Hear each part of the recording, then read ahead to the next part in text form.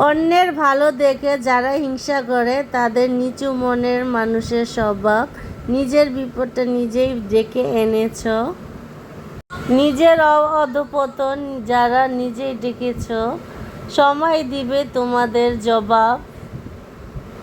অন্যের ভালো দেখে যারা খুশি হয় তারাই তো বড় মনের মানুষ, নিজেকে ভালো রাখতে চাই। সময়টা খুব অল্প, নিজের প্রতি সজাগ হও, সাজাও তোমার গল্প। তো বন্ধুরা, ভিডিও ভালো লাগলে লাইক কমেন্ট সাবস্ক্রাইব করে দিবা। তো এই আমার মেয়ে ছানা দুধ আনছে 10 কেজি।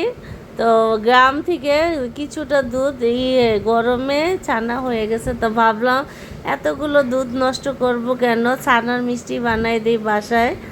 যদিও টাটকা এগুলো হালকা তাহলে যে কথা সেই কাজ, কথা আর পেঁচাবো না বন্ধুরা। তা আমি 3 কেজি দুধ জাল দিয়ে এই যে এইটুকু ছানা হয়েছে দেখতে পাচ্ছ।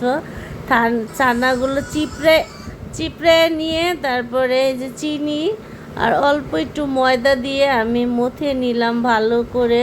ছানার মিষ্টি বানাতে হলে কিন্তু ভালো করে মথে নিতে হবে, অনেকক্ষণ পরিমাণ মথে নিয়ে তারপরে রান্নাঘরে এসে ফ্রাই প্যানে আরেকটা আমি যেই চিনি শিরা তুলে নিলাম দেখতে পারছো বন্ধুরা। একেবারে কালার হয়ে আসবে তখন ঘন এই ছানাগুলো দিয়ে আরেকটু জাল করে নিতে হবে ভালো করে, একেবারে শুকাইয়া জাল করে।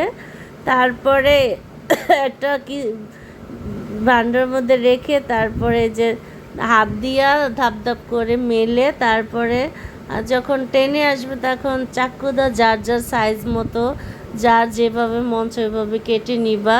তারপরে হয়ে গেল বাসায় হাতে বানানো ছানার মিষ্টি। বন্ধুরা, বাজারেরটা দেখতে হয়তো অনেক সুন্দর, কিন্তু বাজারের থেকে বাসায় যেটা বানায় খাবা ওইটা কিন্তু একেবারে ভালো টাটকা। কারণ এখানে কিছুই দেওয়া হয় না, খালি ছানা, এগুলো সবই পিওর ছানা।